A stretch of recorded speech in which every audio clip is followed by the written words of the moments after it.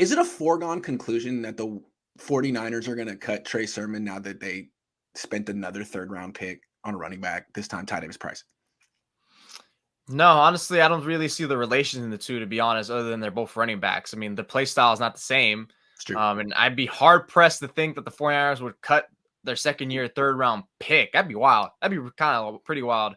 The Patriots might do something like that, but the Niners haven't really shown. The Patriots might do something like that because they do not care, and they've built that, that leeway. They've built that, that reputation, that threshold, that credentials to do that.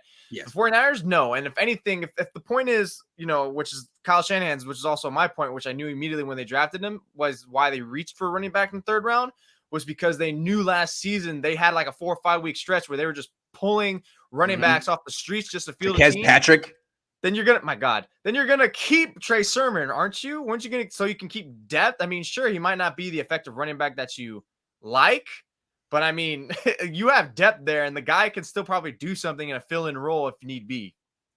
If Jalen Hurd got to come to 3 training camps, Trey Sermon's coming to 2. I mean, he's probably going to make the team, I would think. The Niners just do not admit mistakes, because here's the thing: if they cut Trey Sermon, someone will sign him for the league minimum, and he'll get a chance somewhere. The only time they cut someone after a year was Joe Williams, because they knew he wasn't going to sign anywhere else. He didn't even want to play football.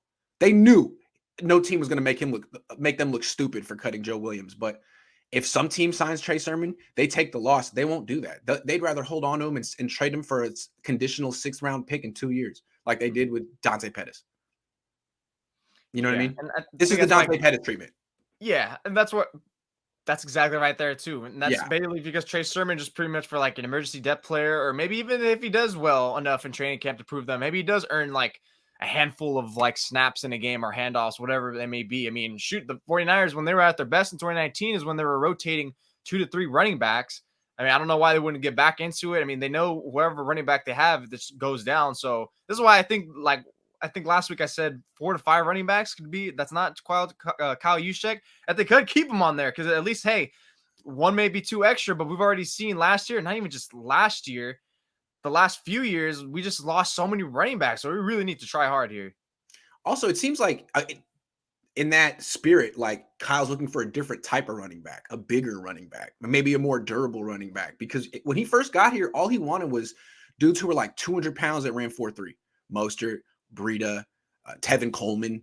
Now it's like, man, you need to be 220, 215 at least to run for me. Like even Elijah Mitchell said, yeah, I'm trying to get up to 210, 215 this year. So I think Kyle's looking for bigger running backs. That's Trey Sermon. I don't think he's going to play. I think he'll probably be last on the depth chart this year, because I think they don't like his running style. I think basically Ty Davis Price is the no to Trey Sermon's yes. Trey Sermon is all about being patient, bouncing around, sliding. Like, they don't want that.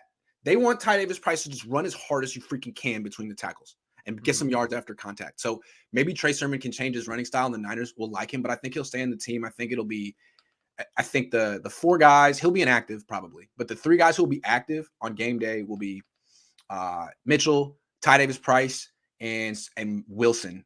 And I think the odd man out is going to be Jermichael Hasty, because I think they're getting away from the little running backs. He's little. He's not that good either. I think he's kind of explosive, but they use him as a 3rd down back, and he's not that great of a receiver. No, I don't like him as a receiver at all. No.